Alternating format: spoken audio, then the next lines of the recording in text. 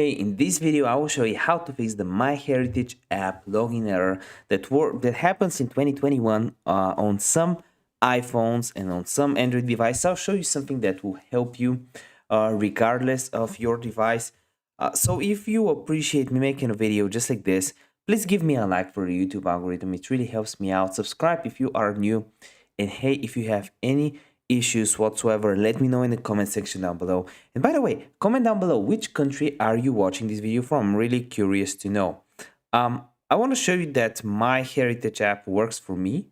Here it is. I'm logged in, and here's how I fixed it. The first thing you want to do is make sure there's no updates that you didn't manage to do yet. So you want to go on the App Store, the Google Play Store, type in MyHeritage,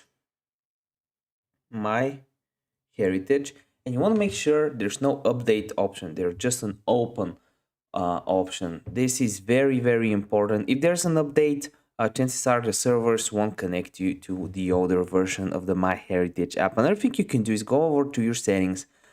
On an Android device is going over to apps. For me, for an iPhone, you would go to general. From there, you want to head over to iPhone storage. And you want to search for the MyHeritage app. I'll just type in the search icon here and type in MyHeritage. Here it is. And you want to offload the app or clear the cache on an Android device. This will basically reset a lot of settings. Another thing you can do is when you go over to your settings, you want to go down and find the MyHeritage app. It's in the chronological, in A to Z order. So MyHeritage, here it is. You want to click on it. And you want to make sure the background app refresh is on and that you have access to your photos, camera, and all of that just here.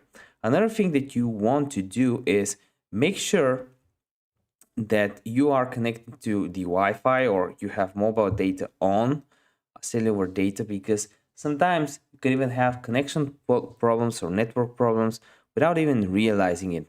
And the last thing you can do is using a VPN. So you want to go on the App Store or the Google Play Store and download a free VPN. I know a few ones. For example, one that I used is basically this one. It's free. It has 276 feedback currently. I think it's available on Android devices, but if not, there's other ones that are also free.